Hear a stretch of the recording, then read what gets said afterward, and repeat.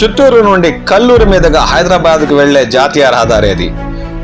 కల్లూరు పరిసర ప్రాంతాల్లో ఉన్న కదిరపనాయన చెరువు వద్ద ఆ రహదారి పరిస్థితి మరీ దారుణంగా తయారైందని స్థానికులు ఆందోళన చెందుతున్నారు. కదిరపనాయన చెరువు వద్ద దాదాపు 2 అడుగుల లోతుకి జాతీయ రహదారిపై గుంతలు ఏర్పడి రాకపోకలు సాగించే వాహనదారులకు తీవ్ర ఇబ్బందికరంగా మారాయి. రాత్రి వేళల్లో ద్విచక్ర వాహనదారుల పరిస్థితి అయితే మరీ దారుణంగా తయారవుతుందని వారు పేర్కొంటున్నారు. రాకపోకలు సాగించే సమయంలో వేగంగా వెళ్తున్న ద్విచక్ర వాహనం గుంత ముందుకు వచ్చేంత వరకు కూడా తమ కనబడకపోవడంతో అదుపు తప్పి అందులో పడి చాలా మంది ఇప్పటికే ఆసుపత్రుల పాలయ్యారని స్థానికులు పేర్కొంటున్నారు.